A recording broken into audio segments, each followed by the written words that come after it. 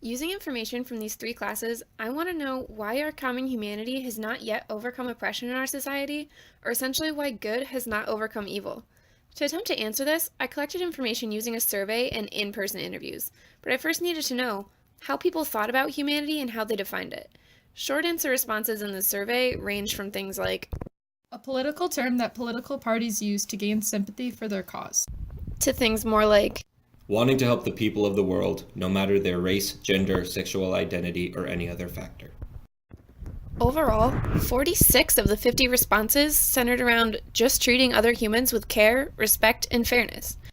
Or, as one person I interviewed said, Every single person on Earth is a human and should be treated as a human being, no matter what. So then I needed to know what people thought of oppression or what it really meant to them to be oppressed. All of the survey responses were very similar. Having someone assert themselves over you to keep you from advancing based on some trait.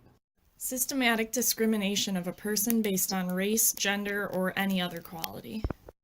Held back or not having equal rights based on personal factors you can't control. And then in interviews, people responded very similarly. Being treated unjustly or poorly based on some aspect of your identity or based on conditions you don't have control over. Being held down, whether it's gender, race, religion, it's any type of idea where one group is being put down while another is considered superior for whatever reason. Okay, so everyone seemed to pretty much agree on what it is. So now who is oppressed? Gender and sexuality, 38 out of 50 respondents claimed that women were oppressed, as well as 38 who said the same for transgender non-binary individuals and for gay and lesbian individuals. For racial groups, 33 claimed black folks and 32 claimed Hispanic and Native Americans were oppressed, while white folks were chosen the least. For religious groups, 36 respondents said Muslims were oppressed and 27 said that Jewish individuals were oppressed, with agnostic, atheist, and Christians being the least oppressed.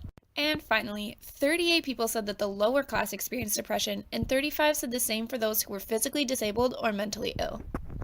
Overall, results showed patterns of who people think are oppressed, which mostly focused around minorities and people who are inherently disadvantaged based on limitations of resources or mental or physical ability. So now, who's to blame? And what's the first step to take? Responses on who or what was to blame for oppression varied wildly, with things like Racist people passing on their racism to their kids. The government. And Donald Trump. White Republican males. and even this one. Illuminati cash flow funding hate groups. There was no one real reason that they centered around, but reoccurring responses were things like the power-hungry elite, ignorance and a lack of education, and systematic racism, sexism, and all the other isms. First step responses varied wildly as well. Legalizing marijuana. Better education on social issues and parents teaching their children to be open-minded. Consequences for police officers and other professionals who display racism or prejudice. While there were some good ideas, 7 of the 50 responses claimed that there was no first step and that nothing could really be done, and that oppression was just too ingrained in our society to try and fix it.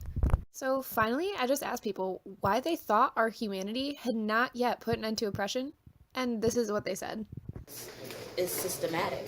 So things that happened in the 70s and the 80s are still, it just transformed to a different kind. I think just some people just don't want change, or they're afraid of change. That because certain groups of people don't deal with certain types of oppression, whether it be racism, sexism, anything, they don't really understand the severity of the issues. I do think with the President of the United States now, Donald Trump, we're kind of going backwards. Oh, we are definitely going backwards.